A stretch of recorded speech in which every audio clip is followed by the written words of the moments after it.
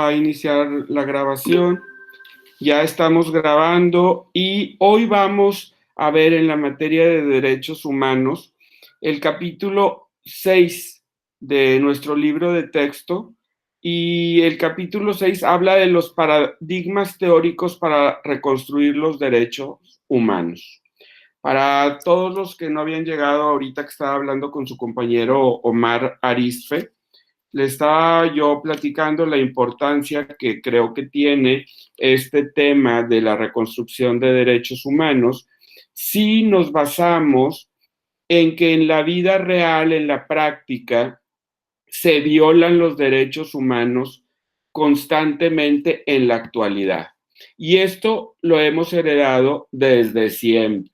Hemos tenido la oportunidad en los capítulos anteriores de ver de dónde nacen, cómo vienen los derechos humanos, y nos damos cuenta que generalmente todos los textos que hablan de derechos humanos nacen después de una revolución o de un problema de violaciones masivas de derechos humanos, tanto en Europa como en América, en África, en fin, en todo el mundo.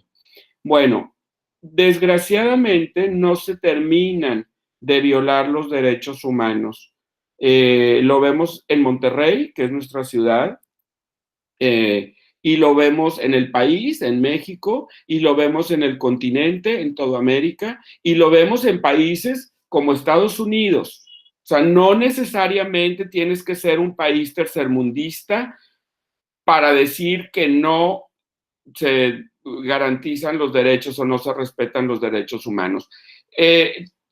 Tampoco tiene que ver, bueno, porque Estados Unidos, que es un país muy rico, si no es que el más rico, viola los derechos humanos. Tenemos ahora los movimientos por las matanzas que ha habido de exceso de autoridad con personas, policías que matan a gente que está desarmada, etcétera. Pero también tenemos que ver que no te salvas por el sistema que tenga el país, porque hay países que son capitalistas, que violan los derechos humanos, pero también tenemos países comunistas o países socialistas que violan los derechos humanos. Tenemos otra vertiente, entonces, en donde no tenemos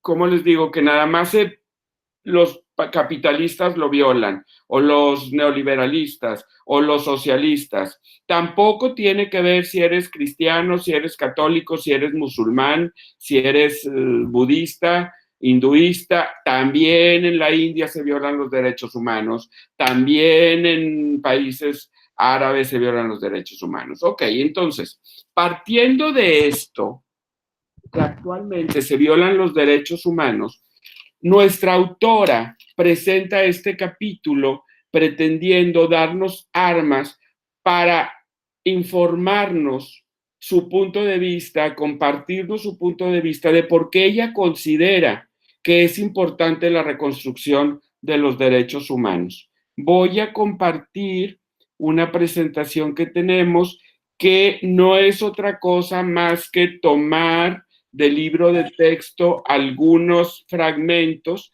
para poderlos ir platicando.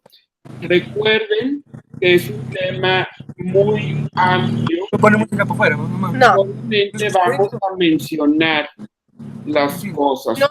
Les voy a pedir de favor que dejemos las preguntas para el final, porque el tema hay que verlo completo para poder tener una idea más clara de mí. Quiero pedirle a alguien que tiene su micrófono abierto, si lo puede cerrar, por favor. Listo, gracias. Les decía, entonces vamos a poner una presentación. ¿Me ayudan para que veamos, que me digan si se ve?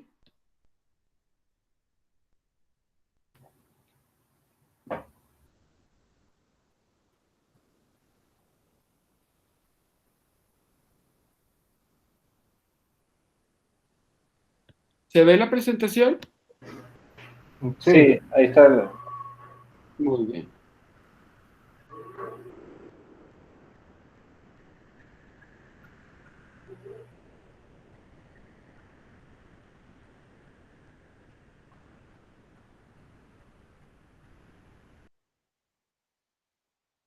Saben que yo no la veo. Estamos en donde está el nombre de la presentación y del capítulo. ¿Es lo que se ve? Es que se ven dos pantallas, maestro, una donde está la presentación y una donde está usted con la pantalla de que va a presentarlas.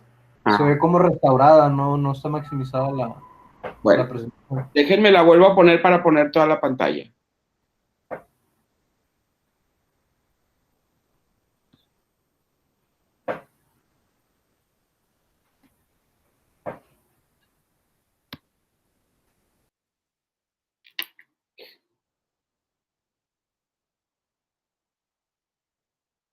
¿Ahora sí?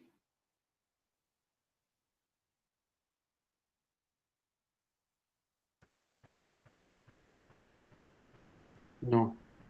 O sea, vemos su pantalla, maestro, pero no vemos la presentación de PowerPoint. Vemos dónde está usted con las caritas de la videoconferencia. Muy bien. Lo vuelvo a intentar entonces.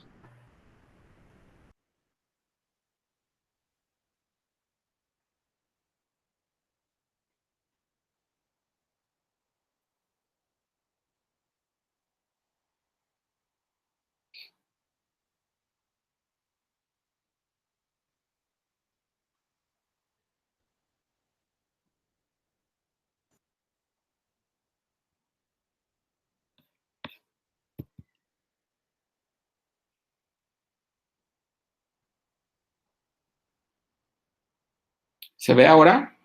Sí, se ve, maestro, nomás se ve corta la pantalla, pero sí se nota ya la presentación. Ahí está.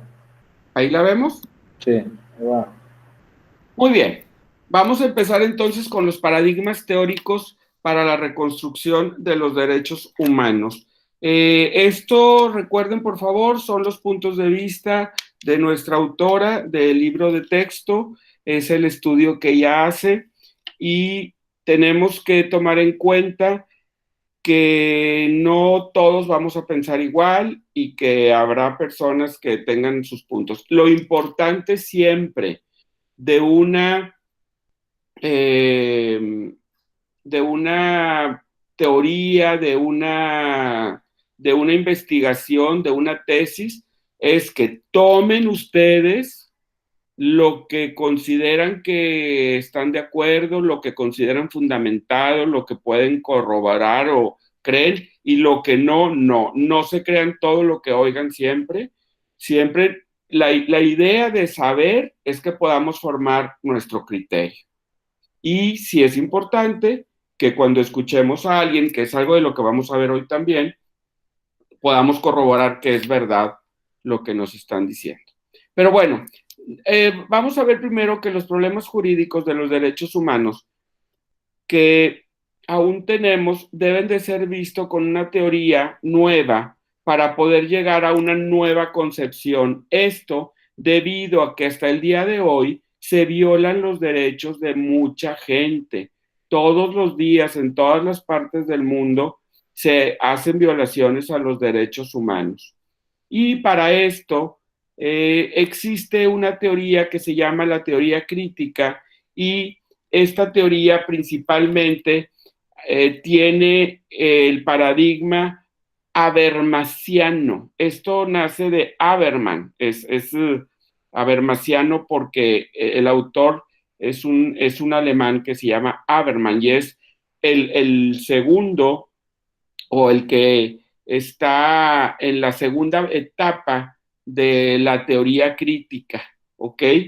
Esta es el paradigma que se va a utilizar para el presupuesto de la reconstrucción de los derechos humanos. Vamos a ver primero, acuérdense por favor que los derechos humanos tienen los orígenes jus naturalista, acuérdense que son los inherentes al hombre, los naturales, el revolucionario que viene por los cambios que va sufriendo, la evolución que va sufriendo el hombre en su actuar día a día, y los de origen, los que creen que tienen origen en la ética, esta parte de la moral, de las cosas que deben de ser moralmente aceptables.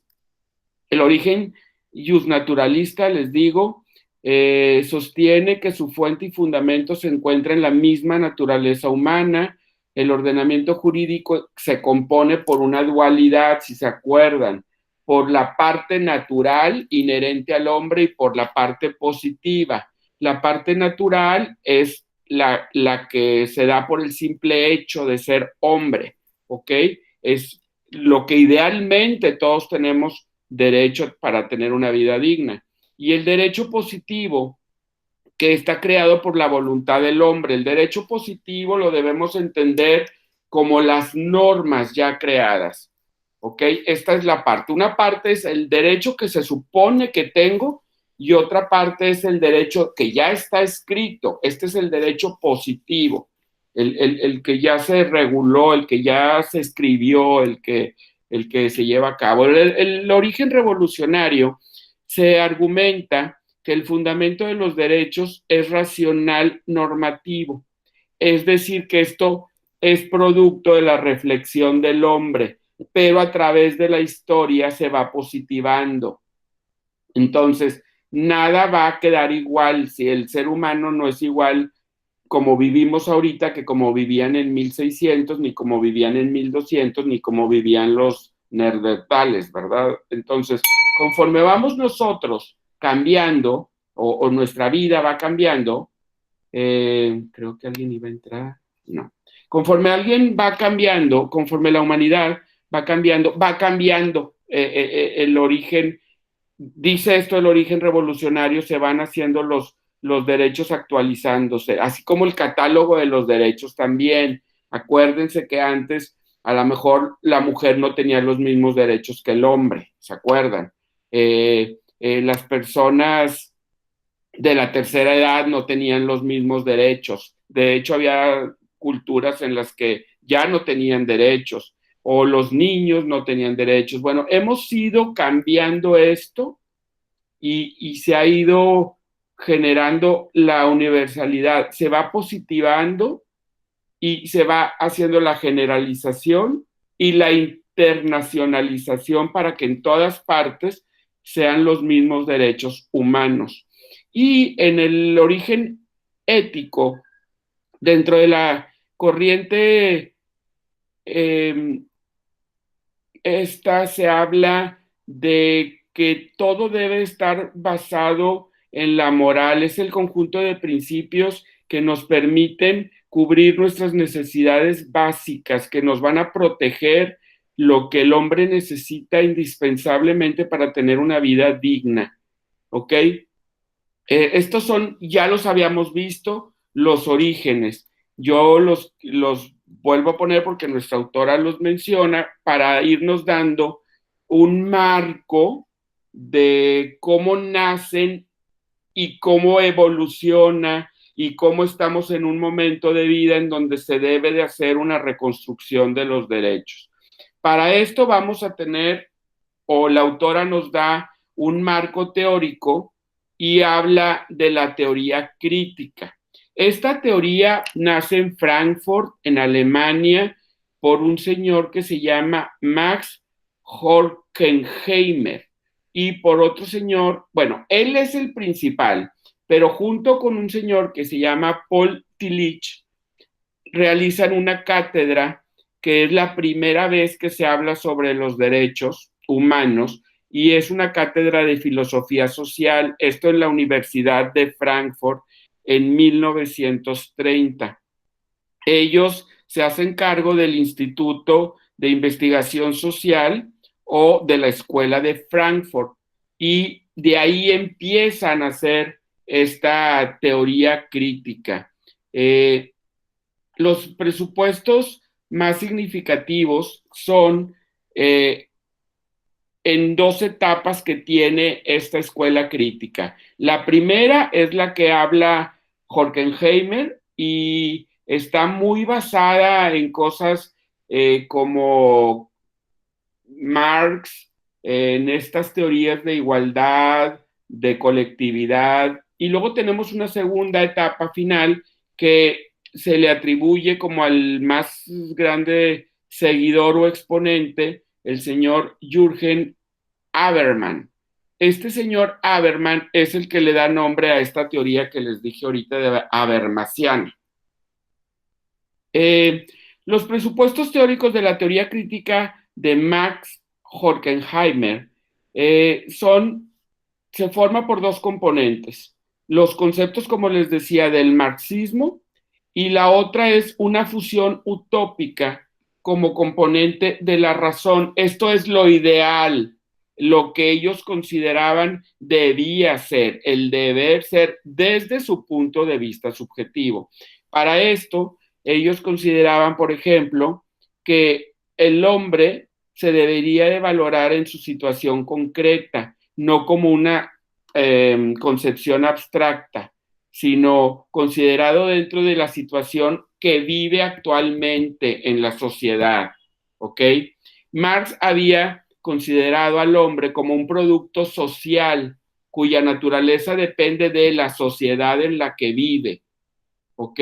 El hombre como parte de una colectividad, así es como se les consideraba, como conjuntos. Todo debe de ser para todos, todo debe de ser en igualdad para toda la sociedad.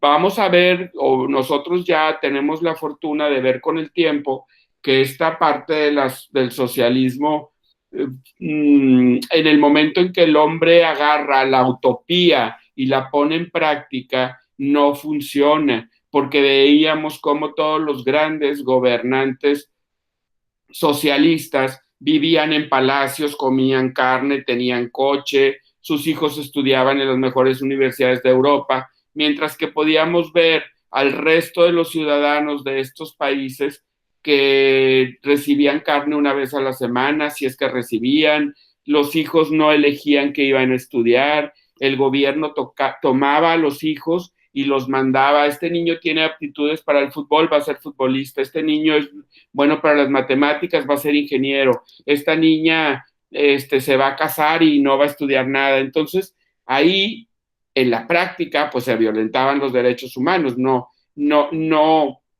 individuales, porque se pensaba en la colectividad, que si a este niño se le manda como matemático, todos vamos a tener un muy buen ingeniero. Si a este niño se le manda como futbolista, vamos a tener un gran equipo de fútbol en el país. Si a esta niña se le prepara como bailarina, vamos a tener grandes obras de arte. Entonces vemos cómo esta era la concepción marxista del ser humano. El ser humano estaba en función de la sociedad, se le valoraba en función de la sociedad en la que vivía, ¿ok?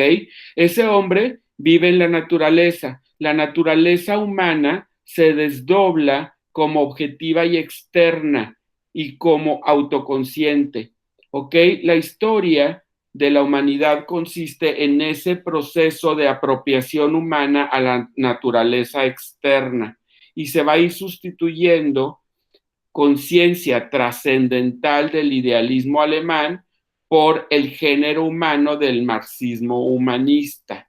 Entonces, ahí es el principio de esta mezcla entre el idealismo de los alemanes y el socialismo, no voy a decir soviético, pero marxista. La teoría crítica estima el concepto de praxis como lo concebía Marx, es decir, el hombre es un homo faber, praxis humana, dice, más que trabajo. Acorde a esto, la función del hombre era como constructor de la naturaleza, ¿ok? Esto es lo que lo distinguía de los animales, que el hombre iba a formar parte de un grupo construyendo una sociedad y construyendo características de esa sociedad. La teoría crítica rechaza la idea hegeliana de que el mundo y la historia tienen un sentido en sí mismos para afirmar que en el mundo hay tanta razón y sentido como los hombres realizan y que las leyes de la historia no existen fuera del hombre, sino que son resultado de la actividad inmanente, de la propia actividad del hombre. El mismo hombre es el que la genera, el mismo hombre es el que la provoca. La sociedad actual es engendradora de la alienación humana. Junto con Maquiavelo, se defiende una concepción objetiva de la sociedad que busca determinar las causas y las formas del dominio social establecido, pero se distingue a Maquiavelo en algo que es característico de la metodología de la teoría crítica, que todo es criticable. Esta es la característica principal de esta teoría. Todo es criticable. Y otra característica de la teoría crítica es como todo es criticable, entonces todo es dependiendo de la interpretación que le damos. La teoría crítica está determinada por el intento marxista de que la especie humana genere una sociedad racional y su objetivo es el paso de esta sociedad a una sociedad futura. Según esto, la sociedad que ahorita tenemos estaba creando o está creando una sociedad futura, las bases para una sociedad futura, dejando al hombre en un estado pues de indefensión, porque entonces en su presente no tendría importancia él per se, no tendría importancia por ser hombre, porque su importancia nada más es generar una mejor sociedad en un futuro. También habla de que la vida social ordenaba la constitución psíquica del individuo, de acuerdo a lo que sucede en su entorno, en su sociedad, en su día a día. Entonces, así es como él va generando su psique. Y él no importa lo que quiera, lo que necesite, importa lo que quiera y necesita la colectividad. Y la crítica social se caracteriza por la importancia que se le da en la sociedad a los irracionalismos de la época, porque siguiendo a Marx, la teoría crítica denuncia la falacia de la sociedad capitalista liberal, que los hombres sean libres, pues dice que si tú obedeces o persigues ideales económicos, entonces pues no estás libre porque estás sujeto, preso a una necesidad económica, ¿ok? Ellos decían bueno, Marx habla de que no se puede dar en el capitalismo esta sociedad libre porque están esclavizados los hombres al dinero, a lo material, pero nunca habló de si, esto es de mi cosecha, los socialistas estaban esclavizados a lo que la colectividad quisiera, porque entonces no comías carne más que cuando la colectividad lo decidiera y no estudiabas o no tenías atención médica, etcétera. O sea, aquí debemos de ver el balance de los puntos de vista e ir haciendo una idea. Acuérdense, todos estos son antecedentes de teorías de cómo se generan los derechos humanos, cómo se generaron y cómo se deberían, según la autora, de generar. La teoría crítica va a mostrar la importancia del individuo ante las estructuras sociales injustas. Las características de la teoría crítica son una clara toma de conciencia del proceso que se está dando en la sociedad y por ello la necesidad de la teoría crítica. Ahorita, si la pusiéramos en actualidad, diríamos que tenemos una gran necesidad de fortalecer los derechos porque se nos violan con la violencia que hay actualmente, con la falta de cumplimiento de las autoridades, en fin. Esta parte de toma de conciencia es uno de los elementos de la teoría crítica. La constante referencia a la totalidad e historicidad. No todas las teorías son verdaderas, dice la teoría crítica, ¿ok? Sino solo las que saben captar el hecho histórico de una manera profunda serían las verdaderas. Por lo tanto, la teoría crítica no es una excepción a ser verdadera. Porque si esta teoría crítica no puede captar lo que según ellos es lo importante de los hechos históricos, entonces deja en tela de duda su propia verdad o su propia validez. Bueno, aquí vamos a encontrar dos características más. La de no admitir un concepto universal y objetivo de verdad, porque para ellos es subjetivo, todo se critica, acuérdense. Y también la de sentirse siempre una teoría emancipadora, donde el criterio verdad es la praxis. Entonces, esta teoría es la de siempre voy a criticar lo que se está haciendo, siempre me voy a preguntar si esto está bien, si está mal, si es por qué. Y es una teoría bastante basada en la subjetividad de quien critica, obviamente. También hace una crítica del positivismo y sus concepciones, semejantes, por ejemplo, al empirismo metodológico del quehacer científico. Esto es, ellos dicen que las leyes se van creando de acuerdo al aprendizaje que va teniendo el hombre por su propia experiencia de vida, como la ciencia va descubriendo a través de los experimentos y de prueba y error y de comprobar tesis su realidad. Bueno, así creen ellos que la teoría crítica, que la realización del derecho positivo se da en base a esto, y eso es lo que para ellos criticable.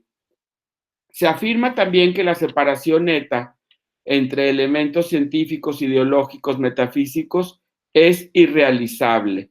Para ellos, todo el concepto va junto. La parte ideológica, la parte metafísica, la parte de la experiencia, la parte dogmática, la parte natural del derecho, no se puede separar. Ellos consideran que no se puede realizar la separación de estos elementos.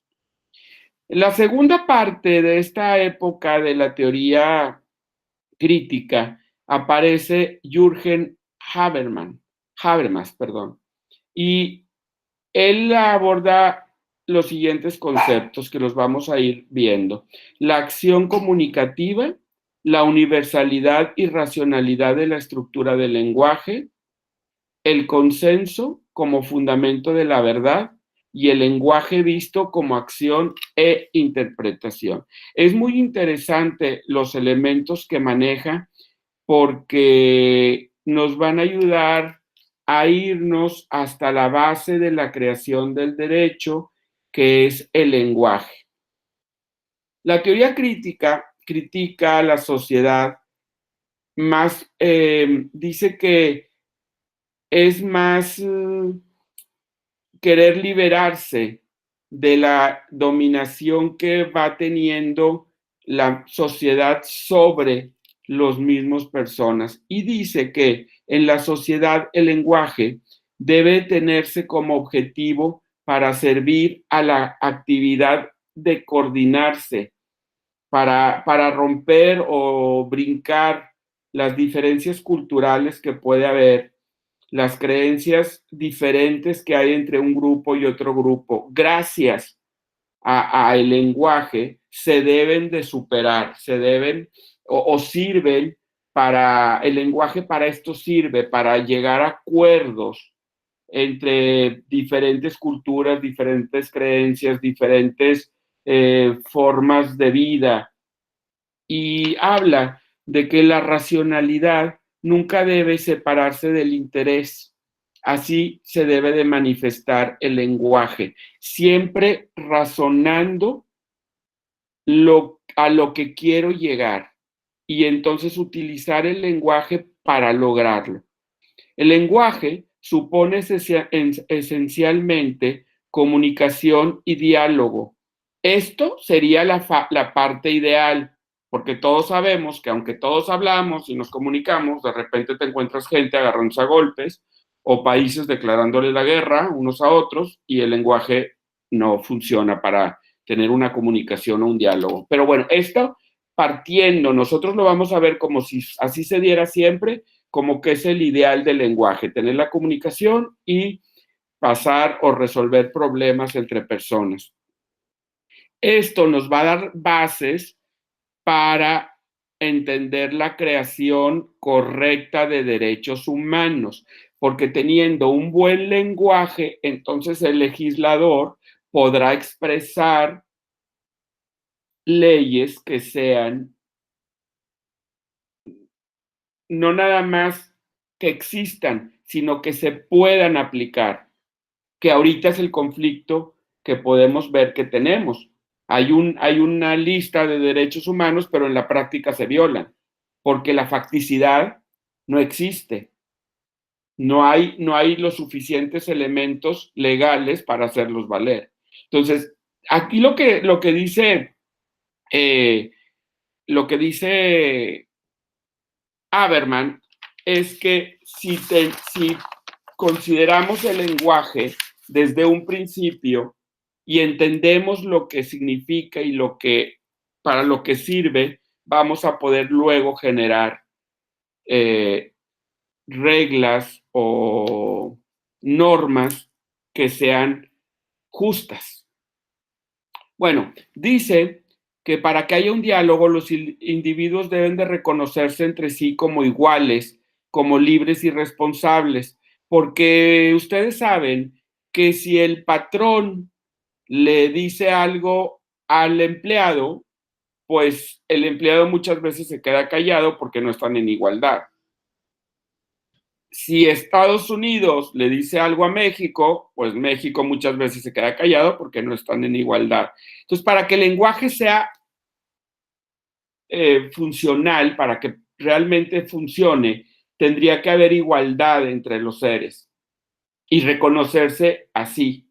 La acción comunicativa puede considerarse como algo que ocurre en el día a día. Y para que funcione el lenguaje, les digo, tiene que haber ese reconocimiento de igualdad. De tal manera que el panorama del punto de vista para esta corriente habermasiana puede decirse que trata de reconstruir el derecho de las sociedades actuales, o mejor dicho, de encontrar el fundamento de la norma jurídica en sociedades pluriculturales y postmetafísicas. La idea de él es reconstruir la falta de utilización de normas para hacer valer, o no de utilización y de existencia de normas, de actos de los estados para hacer valer los derechos humanos. Comienza por tocar el problema de la validez de las normas jurídicas y señalar que existe una tensión entre facticidad o validez social. Por un lado, la legitimidad o la validez racional o comunicativa por el otro. Esto es, la facticidad se refiere a la facilidad que hay para poner en práctica, para que de facto se use. De ahí viene esto, qué tan real es y cómo se puede liberar esta tensión que hay entre que existe el derecho a tu derecho por ejemplo, tu derecho a la salud. Pues sí, está mencionado que tienes derecho a la salud, pero si no estás trabajando no tienes seguro social. Y entonces si tú vas a un hospital público, a lo mejor te van a dejar 2 días o te hacen esperar mucho tiempo, en fin, y se te viola este derecho. Eso es la problemática de esta tensión entre la realidad y lo ideal. Para Habermas, hay un trinomio que define la función del derecho: la validez, la facticidad y la legitimidad. ¿Ok?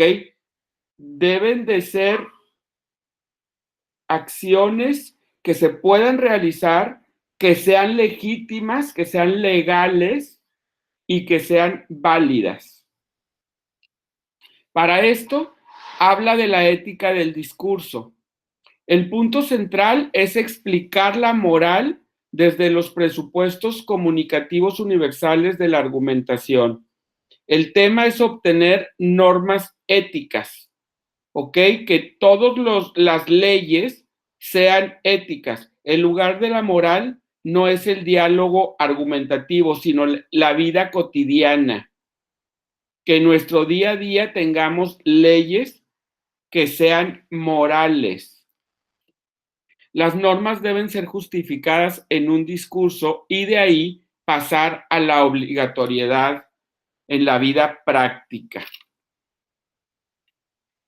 Los problemas de legitimación en el capitalismo tardío habla de que en el capitalismo tardío y derivados de este crecimiento, de este mismo capitalismo, los problemas más comunes son el equilibrio ecológico. Lo vemos todos los días, cómo se van acabando las selvas, cómo se va contaminando las aguas, cómo se contamina el aire en nuestra ciudad simplemente. Entonces, hay que cuidar ese equilibrio ecológico. Ese es uno de los problemas que se da en todo el capitalismo. El equilibrio antropológico y el equilibrio internacional. Tenemos que cuidar a nuestros propios integrantes del país, del Estado, sean niños, sean mujeres, sean gays, sean discapacitados, sean ancianos. Toda esta diversidad debe de contemplarse que no se violen sus derechos. Y también debe de hacerse leyes o formas de cuidar los derechos que no violenten el derecho internacional o los preceptos principales de otros países. Aquí podemos ver, por ejemplo, como para entenderlo mejor, cómo hay países que dentro de sus costumbres están que las mujeres estén siempre atrás del hombre y totalmente cubiertas. Y vemos que en otros países, si estas mujeres llegan a otros países, no tienen la necesidad de cumplir con estos preceptos que se dan en aquel estado. Y entonces eso puede generar una fricción entre dos naciones porque unas no están de acuerdo. Esto pasa mucho en Turquía, por ejemplo, en donde hay una gran fricción porque los turcos son parte de la comunidad europea y los europeos no creen que la mujer deba de tener derechos diferentes a los hombres, pero algunas de las ideas religiosas de ciudadanos turcos consideran que la mujer sí tiene diferentes derechos. Y esto genera entonces un conflicto internacional porque para poder ser parte de la comunidad se deben de respetar todos los derechos de las mujeres igual. Lo realiza Turquía esto y entonces pues para poderse integrar a la comunidad tiene que valorar los derechos de la mujer y que los derechos que están dentro del país no contravengan los derechos que están dentro de la comunidad. Hay que mencionar que los estados tienen ciertas obligaciones, que es, por ejemplo, garantizar el Estado de Derecho, garantizar que las instituciones puedan tener el respeto de la propiedad privada, el respeto a la libre contratación, proteger el sistema de mercado de efectos secundarios. El Estado está obligado a proteger la economía si con esta, ya sabes, cuando ponen aranceles porque en China son más barata la mano de obra y entonces el Estado dice, pero bueno, si te traes tú un zapato chino a México, pues es tan barato la mano de obra en China que en México va a costar 10 pesos y el productor mexicano los vende en 200 pesos. Entonces, para proteger la economía y a las industrias mexicanas, dice el gobierno, entonces le vamos a poner un arancel de 190 pesos al zapato para que cueste 210 pesos y protegemos al productor mexicano, lo dejamos en igualdad de circunstancias porque a México, a cómo se paga por los derechos que hay laborales, la hora no puede producir un zapato tan barato porque en China la hora se paga muchísimo más barata. Entonces, esta es una de las responsabilidades del Estado que idealmente debe de realizar. También el proceso de acumulación de capital exige adecuar el sistema jurídico a las nuevas formas de organización empresarial, de competencia, de financiamiento, etcétera. El Estado también debe de estar cuidando el poder diferenciar que sus actividades no interfieran o empañen o sustituyan las acciones del mercado. Acuérdense que, por ejemplo, si el gobierno dice que va a subir la gasolina, se hacen largas filas de gasolina para gasolina, o dice que no se va a surtir unos días gasolina porque se van a arreglar las tomas clandestinas y entonces esto genera un caos en el mercado.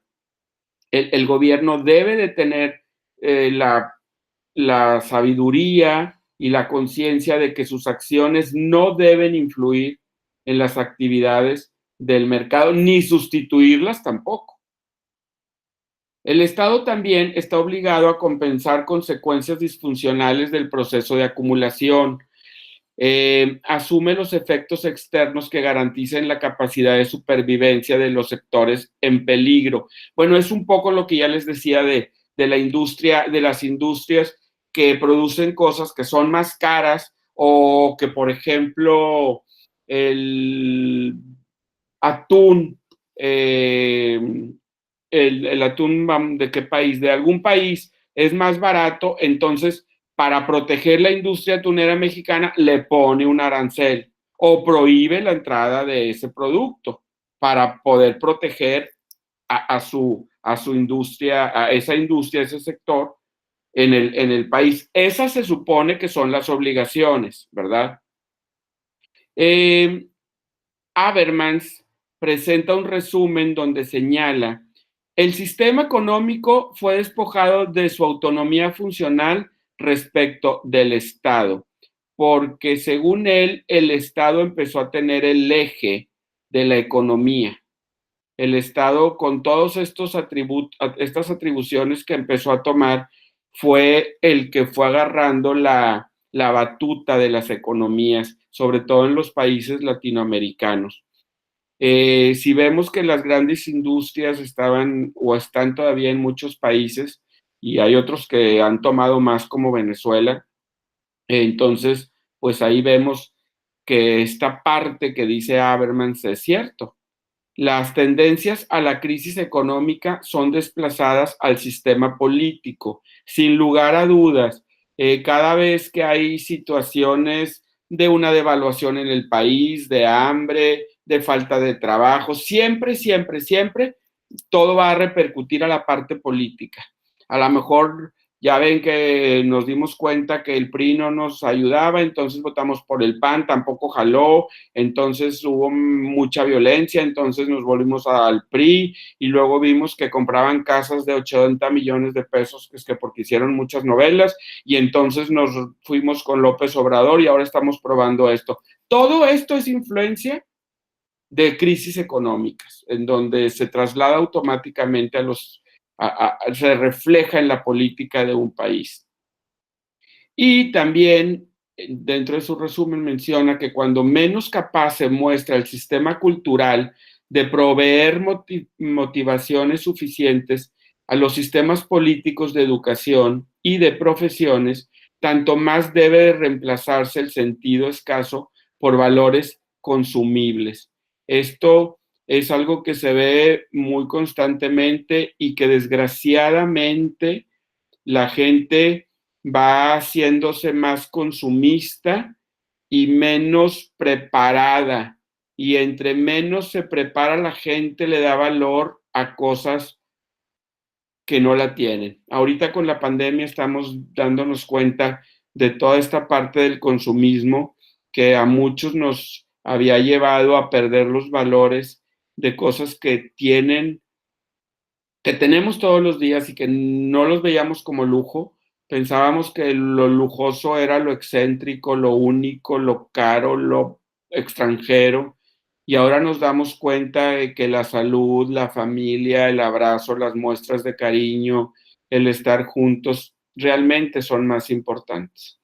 Entonces, la conclusión de su estudio es que los límites definitivos con que tropieza la procuración de legitimaciones se encuentran en las estructuras normativas rígidas. Esto quiere decir que si no logramos que las normas se remodelen, se reconstruyan, se actualicen, nos vamos a ir quedando con toda esta problemática porque se hace obsoleto el derecho. Y con esto debemos de pensar nosotros, con estas ideas, en la necesidad de la evolución constante que deben de tener las leyes. Las soluciones a los problemas de una sociedad postcapitalista vendrán si las normas que rigen la sociedad no pueden ser justificadas. Si las normas que rigen la sociedad se pueden justificar, entonces será la manera de que se solucione la problemática. Si nosotros no podemos justificar el derecho positivo, la existencia de la normatividad, no vamos a poder resolver toda la problemática que se va presentando.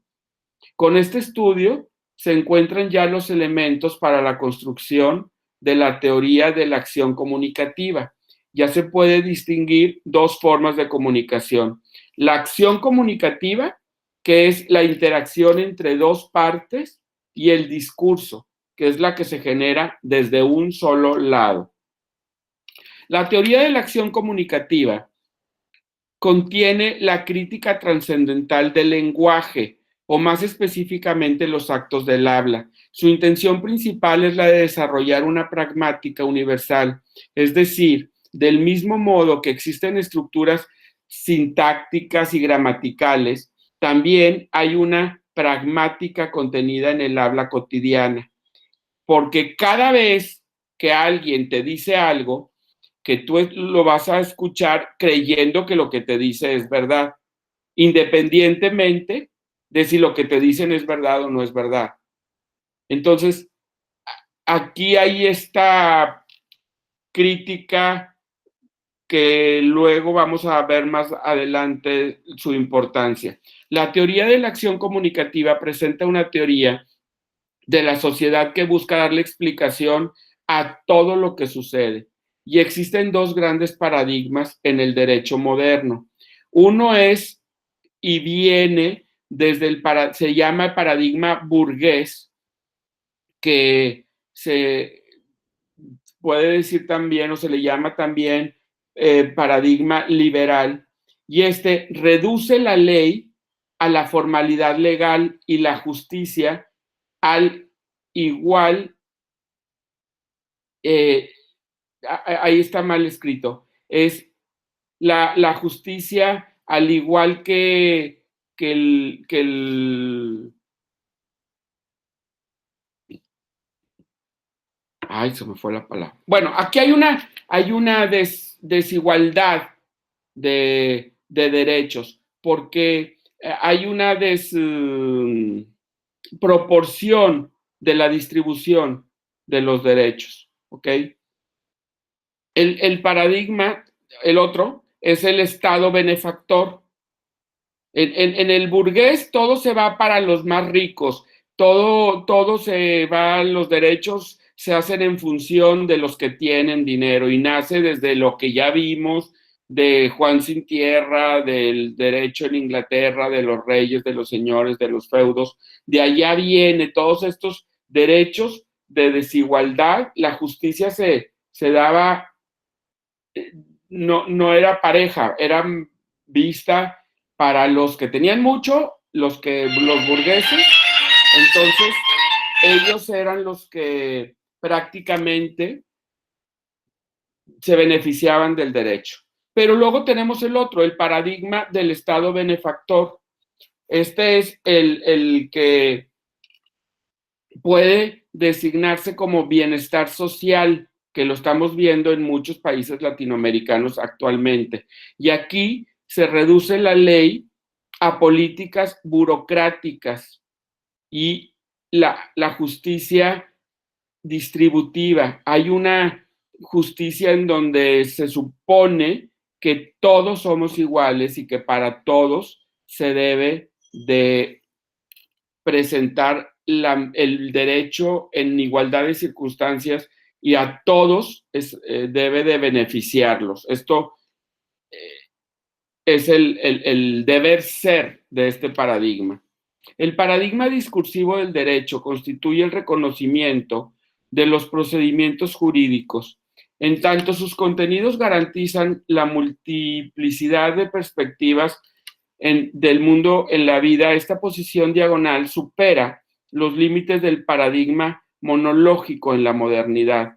Y este paradigma es la piedra angular de la propuesta reconstructiva del derecho. Aquí debemos de darnos cuenta que si lo vemos desde muchos ángulos, vamos a poder generar una mejor norma desde muchos puntos de vista, respetando la diversidad de creencias, de actuares, etcétera. Y no solo desde el punto de alguien, de un solo lado de la pesa, ¿no?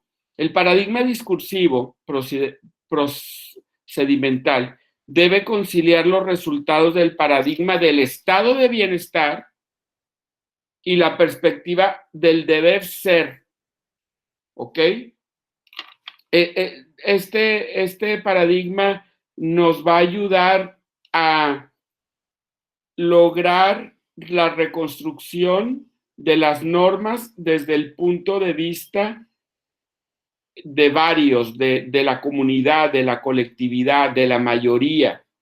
La interpretación constitucional legítima prioriza lo que es igualmente justo para todos, más que lo que es bueno para unos desde un punto de vista determinado. Es lo que les decía.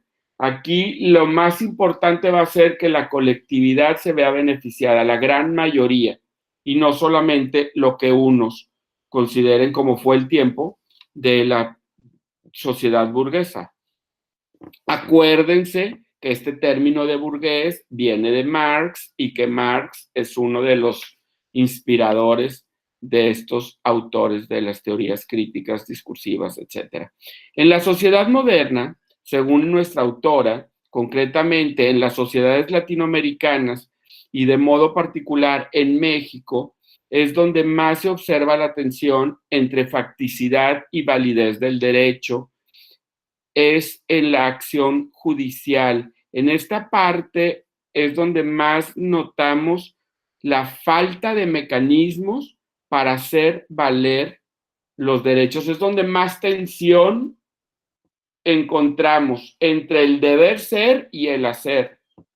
No hay los mecanismos para que se realicen, para que se respeten. Esta reflexión obliga a revisar la metodología del quehacer de las comisiones estatales de los derechos humanos.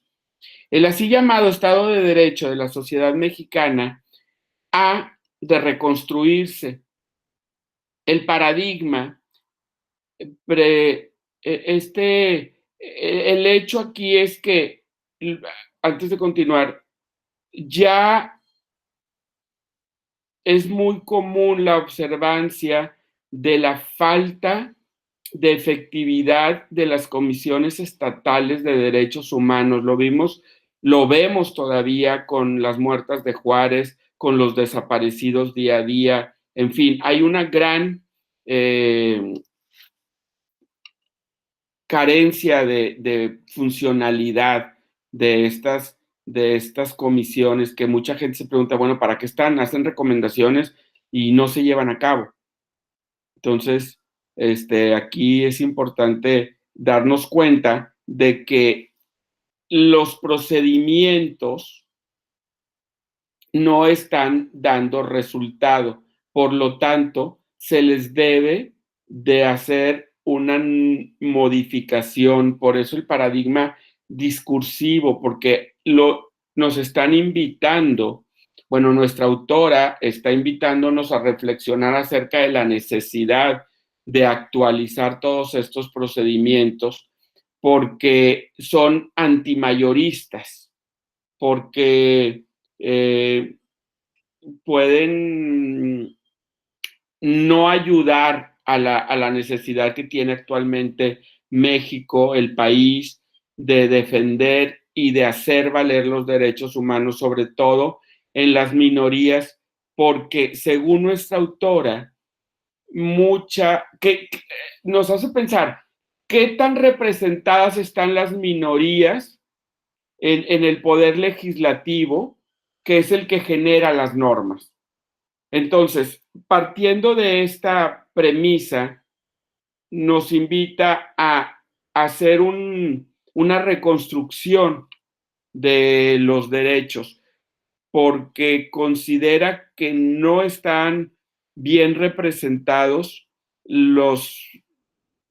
todas las sectores de la sociedad, y esto genera que las leyes que se realizan no sean tan equitativas, tan parejas para todos. Esta relación que se establece entre el poder comunicativo y la génesis del derecho, el nacimiento del derecho, este es el núcleo del paradigma de la reconstrucción. Esto es lo que le da sentido, ¿ok? Si nosotros, de acuerdo al lenguaje, a la comunicación, debemos de realizar unas normas que nos protejan y tenemos el nacimiento del derecho de acuerdo a la naturaleza, de acuerdo a la moral, de acuerdo a la ética, entonces aquí está la invitación para este paradigma de la reconstrucción jurídica. Se debe de actualizar el derecho para poder que funcione en la vida, en el día a día. Es básico este presupuesto, según nuestra autora, de fundamentación teórica para poder construir la teoría de reconstrucción de los derechos humanos. A diferencia de la moral, el derecho debe de salvar la distancia entre la norma y la realidad, es decir, por la vía de la legislación. ¿Ok? Déjenme corrijo aquí de una vez porque esto estaba mal escrito. Y entonces, aquí la autora lo dice y en particular yo estoy de acuerdo con ella porque la ley debe de ser funcional. La ley no nada más debe de ser justa, debe de poderse aplicar y debe de tener los mecanismos para aplicarse. Es decir, como el Estado ha hecho muy bien las normas para pagar impuestos. Dice, todos deben de colaborar para que se tenga un gasto para poder cumplir con las necesidades del Estado.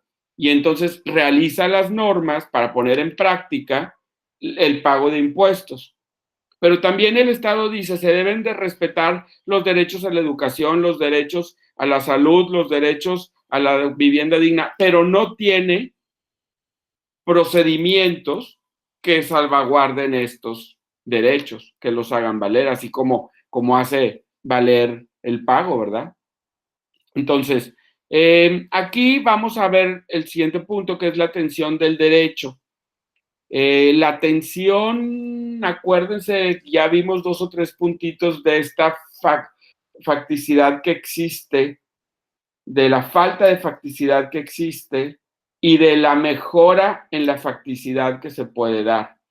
Dice la autora, para construir una nación del derecho moderno debe tenerse en consideración los derechos subjetivos, los derechos de cada individuo, ya que se encuentran vinculados a la libertad subjetiva de acción y son los que circunscriben y legitiman a la persona para afirmar su coacción sin coacción alguna su voluntad. Si realmente los derechos subjetivos se cuidan, la gente va a actuar libremente y voluntariamente. Va a poder, pues son sus derechos naturales. Entonces, para poder tener un Estado realmente de derecho, automáticamente estos derechos subjetivos se deberían de hacer valer, ¿verdad? De estar legitimados y positivados. Los argumentos que fundamentan la legitimidad del derecho deben de ser coincidentes con los principios morales de justicia y la solidaridad universal. Esta es obvio que estos derechos deben de cumplir con esta parte moral y universalista. Los derechos humanos y el principio de soberanía son las principales bases sobre las que descansa el derecho moderno. Y aquí hay una ligera división entre los derechos humanos y la soberanía. Acuérdense que es una línea muy delgada, porque la soberanía también implica la soberanía del otro. Y entonces, ¿hasta dónde llegan mis derechos y hasta dónde llegan los derechos del otro? Es un tema que trataremos. Solo la producción políticamente autónoma del derecho permite a los destinatarios una comprensión correcta del orden jurídico en su conjunto. El lenguaje es un medio universal de materialización y aplicación del derecho, y de ahí se encuentra el origen del derecho moderno, que se da en un Estado de derecho que sirva como medio de organización del poder político y del poder administrativo. Entonces aquí ya empieza la autora a hacernos el conjunto de todo lo que nos ha explicado durante este capítulo.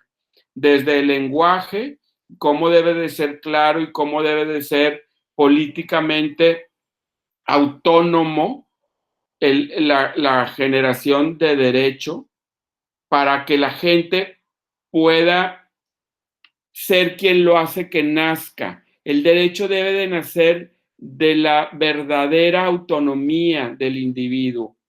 Y así entonces es como lo podemos comprender en conjunto, pero porque lo entendemos individualmente. Yo sé que debo de tener derecho a educarme, sé que debo de tener derecho a un trabajo con salario. Entonces, cuando aparece el orden jurídico que habla de que el salario tiene que ser de tantos pesos como mínimo al día, entonces lo entiendo muy bien, pero ya lo vi dentro. Y entonces, al entenderlo también, vamos a ver cómo el mismo individuo va a utilizar este derecho moderno para que su Estado esté políticamente y administrativamente funcionando sin violar tus propios derechos. Viene un punto también que se llama la visión antropológica de la reconstrucción de los derechos humanos, y aquí lo que vamos a ver es la parte del ser humano, cómo la diversidad, las culturas, las etnias, las lenguas, desde todos estos puntos también se debe de tomar en cuenta estos elementos para reconstruir los derechos humanos, si es que hay esta necesidad de reconstruirlos. Dice que las líneas para una nueva antropología con la que se podría reconstruir el concepto de derechos humanos tiene los siguientes elementos. Se habla de un nombre concreto no idealizado, sino en medio de las circunstancias propias del mismo ser. Ya no hablamos, como hablaba Marx, de un hombre en base a la sociedad a la que pertenece, sino se habla de un hombre en base a su existencia propia. También se habla del hombre de la sociedad moderna, ya no tiene la pretensión de adueñarse o apropiarse de la naturaleza, sino de respetarla. En base a esto se deben de reconstruir los derechos. El hombre de la sociedad moderna reclama el valor como persona. También se ve lo racional equivalente a lo real. Porque ¿de qué sirve que yo hable de cosas si en la realidad no concuerda? Ahora tenemos cosas como la inclusión a la diversidad. ¿Ok?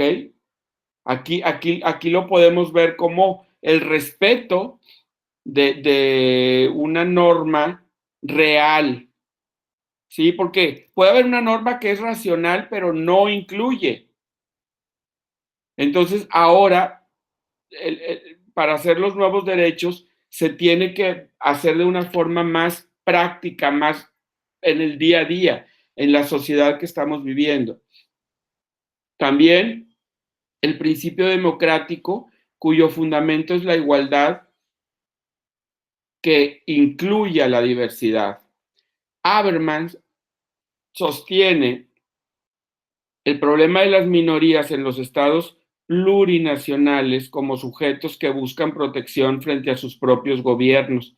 Así reivindica una política de reconocimiento que debe de asegurar una coexistencia en igualdad del derecho de las diferentes subculturas y formas de vida en el interior de la misma comunidad de la República. Aquí en México esta parte es fundamental y hay países que así lo viven. Nosotros en México tenemos una cantidad de etnias impresionante. Y ya independientemente de que viene gente de todo el mundo a vivir al país, que tenemos muchas religiones dentro del país, que tenemos mucha variedad, ya hay la misma cantidad de mujeres, es más, creo que hay más mujeres que hombres, hay una gran cantidad de jóvenes, entonces ya esta gran diversidad que tenemos es algo que se dice que se debe de tomar en cuenta para la reconstrucción de los derechos y yo en lo particular estoy de acuerdo con ella. Hay otras tesis de derechos humanos por los cuales se debería de reconstruir los derechos humanos y los ejemplos lo tenemos en las violaciones que se dan en México en todas las últimas décadas, ya lo hablamos al principio y lo vemos todos los días, por la tensión obvia que existe entre la facticidad y la validez del Estado de Derecho, ¿verdad? Del derecho que se supone está en el actual Estado de Derecho. Entonces, si no se reconstruyen los derechos humanos en México, se van a seguir haciendo esta violación de los derechos. Es importante darnos cuenta de que a pesar de lo triste que es que los derechos humanos se estén violando en México, sus gobiernos continúan anteponiendo al ser humano la parte económica. Se defiende más la producción, se defiende más la empresa, se defiende más la parte, esto es lo que se llama neoliberalismo, que la parte económica es primordial a todo y eso hace que se violen en México los derechos humanos. Por lo que las creencias de la vida cotidiana, las carencias, perdónenme, de la vida cotidiana, como son la ocupación, la vivienda, el trabajo, la atención médica, los derechos de asociación, la libre elección de candidatos, el respeto a las diversidades, a las lenguas, el derecho a la educación, los problemas de falta de agua, las fronteras agrícolas, la creciente colonización de de la ciencia y la tecnología son el resultado de la falta de articulación de una acción comunicativa, ya la vimos, que garantice un entendimiento del lenguaje y consensos que den por resultado el respeto de los unos por los otros. A México le está faltando esta acción comunicativa, esta efectividad del lenguaje para que se vea dentro de las normativas la necesidad de reconstruir los derechos para que estos generen la verdadera garantía a la salud, a la educación, al trabajo. Ok, ¿qué es lo que se viola en los estados actuales? La dignidad intrínseca y los derechos iguales e inalienables de todos los miembros de la familia humana. O sea, que lo que se viola en un régimen de libertad personal y de justicia social fundado en el respeto de los derechos esenciales del hombre, los cuales no nacen del derecho por ser nacional de un determinado estado, sino que tienen como cimiento los atributos de la persona humana.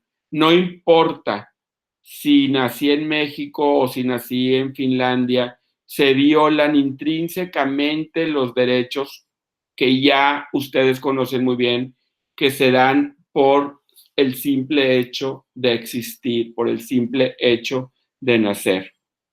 Para la reconstrucción de los derechos humanos, los presupuestos para la reconstrucción de los derechos humanos serán ese hombre universal que incluye toda la diversidad y que desde ahí genere una nueva antropología, cuyos conceptos básicos serán una reconstrucción del concepto de poder y de poder del Estado, donde el derecho sea el mejor medio de comunicación de una sociedad racional.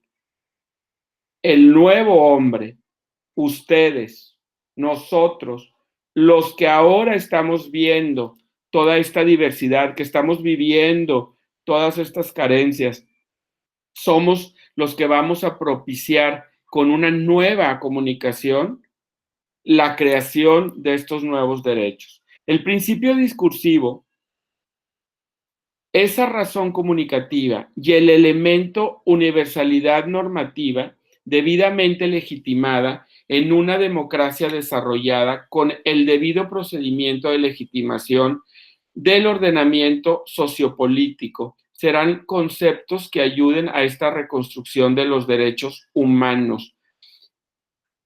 Es bien importante que logremos que nuestro poder legislativo tenga la conciencia de este nuevo hombre universal, incluyente, para poder ir reformando las normas jurídicas, las leyes, y que se generen leyes que hagan valer los derechos del ser, recordando que los derechos humanos y la soberanía son el cimiento, como dijimos antes, de cualquier Estado moderno. Entonces, si nosotros logramos que se respeten los derechos humanos, que nuestros legisladores hagan leyes que propicien el respeto de estos derechos y se garanticen los mismos, vamos a tener un verdadero Estado de Derecho y vamos a poder lograr esta reconstrucción. Los elementos para una reconstrucción del concepto de derechos humanos es el darnos cuenta que el neoliberalismo es igual a desigualdad. La igualdad es una quimera. Si el mundo mantiene los escenarios actuales, las disparidades económicas generan las disparidades de oportunidades sociales, educativas, laborales, de salud y económicas, y todas. La prueba la tenemos en la construcción de los países latinoamericanos neoliberalistas que tenemos. Los derechos humanos deben reformularse. Es determinante que se alcancen acuerdos que aseguren la protección de todos los seres humanos como miembros diversos de grupos sociales a los que pertenecen. Esta parte es lo que venimos a concluir después de oír toda esta lista de ideas, de teorías de conceptos. Esta parte es el resultado. Pregunta y contesta nuestra autora. ¿Estamos ante una transición paradigmática? Bueno, pues el cierre de los paradigmas enarbolados hasta hoy es evidente. La justicia social, la democracia participativa, la igualdad, el Estado de Derecho, el desarrollo social, todos ellos no fueron lo que el discurso político prometió. Nos damos cuenta que en la actualidad no se cumplen, no se garantizan los derechos, ya lo hemos dicho con todos los ejemplos, hay mordidas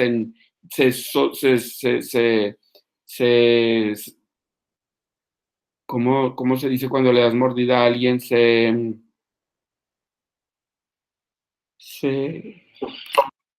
Gracias. Se sobornan a las autoridades y no se logra el cumplimiento de la norma, o se soborna al legislador para que vote en favor de que una ley se haga. Y entonces todo lo que es ideal en las teorías, todo lo que se supone que vamos a tener en democracia, pues a veces dudamos de que votaste y que si será verdad que el que ganó es el que ganó porque hay corrupción. Entonces, ahí es donde nos damos cuenta de que sí debemos de propiciar una transición de los derechos humanos, pero ¿tenemos los elementos para hacerlo?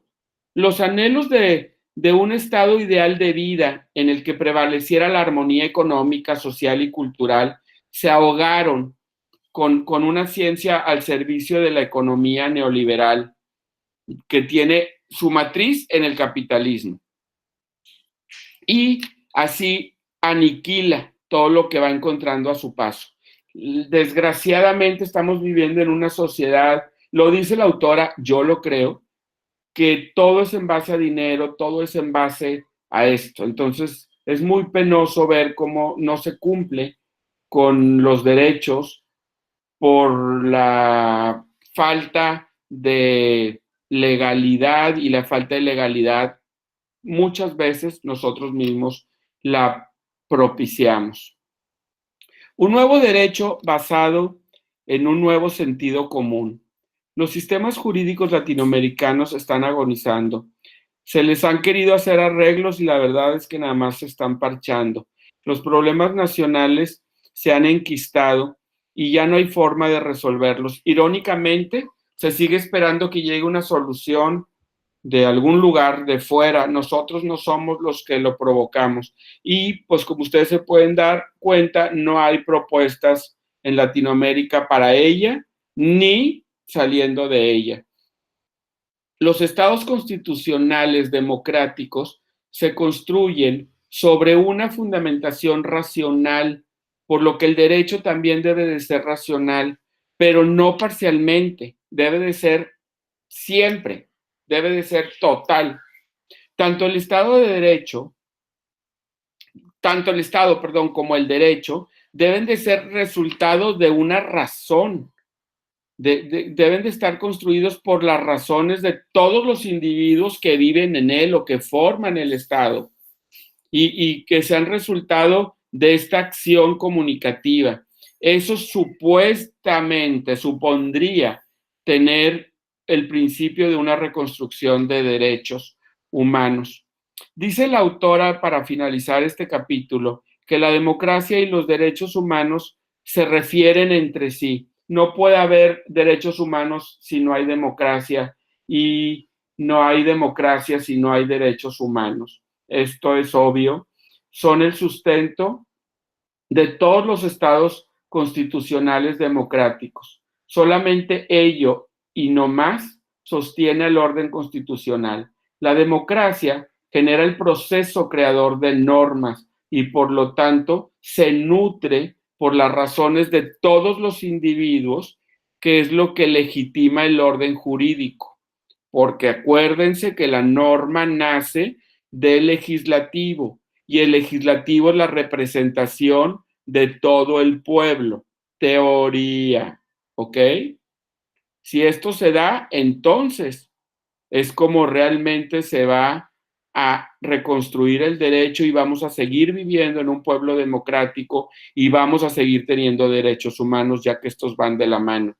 El fondo de todo esto trata de cómo se quiere lograr el entendimiento de la autoconciencia del sujeto que conoce y por lo tanto busca desarrollar un lenguaje que permita comunicarse con el otro para que pueda darse una verdadera integración política.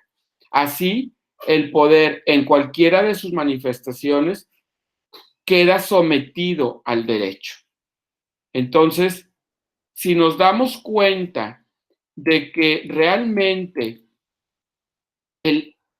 la creación de un derecho debe de ser desde la fuente de todo elemento, todo ser humano que participa en el ámbito que donde este derecho se va a hacer valer.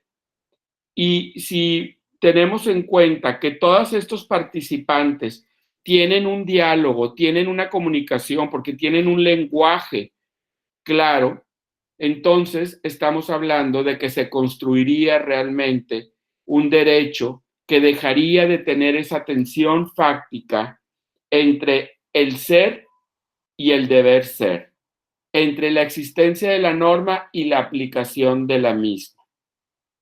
De ahí entonces que nuestra autora nos presenta todas estas teorías que ella expone en el libro de texto a fin de hacer conciencia en nosotros sobre la necesidad de generar una reconstrucción de derechos humanos.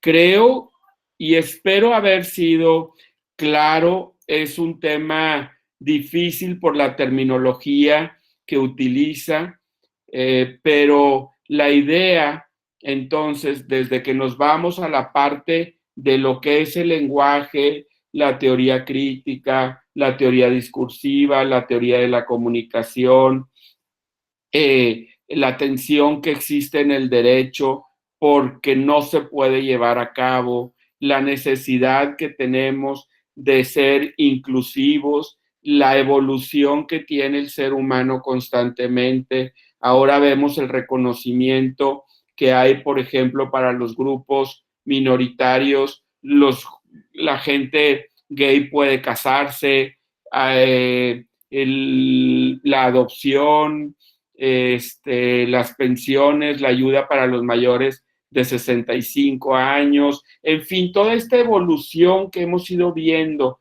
en el ser humano a través del tiempo. Y si logramos como personas entender la importancia de un lenguaje claro, de una comunicación asertiva, de una comunicación efectiva, vamos a poder tener la fortaleza para que nuestro poder legislativo genere normas que ayuden a conservar los derechos humanos, a preservarlos, a defenderlos, y esto es lo que va a venir a fortalecer la democracia y a fortalecer el Estado de Derecho. En una hora es muy rápido de explicarlos, por eso hice un resumen y se los fui leyendo, diciendo, medio explicando, porque es un tema en el que podríamos pasarnos otro semestre discutiendo de la necesidad, el por qué sí o por qué no se llevan a cabo la observancia y el respeto a los derechos humanos, no solo en el país. Claro que a nosotros nos debe de interesar bastante que en México se cumplan, que en México se siga fortaleciendo y se creen los instrumentos legales necesarios para hacerlos valer, para que cualquier persona, tú y yo, cuando se nos violenten, tengamos la manera de hacerlos efectivos rápido y que tenga una consecuencia positiva este hacer.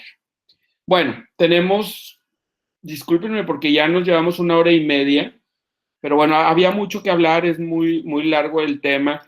Quiero decirles que ya subí la tarea. ¿Tenemos preguntas sobre esto? Y ahorita me voy con la tarea y con el trabajo final, que quiero invitarlos también a una retroalimentación sobre el mismo. ¿Hay preguntas sobre este tema?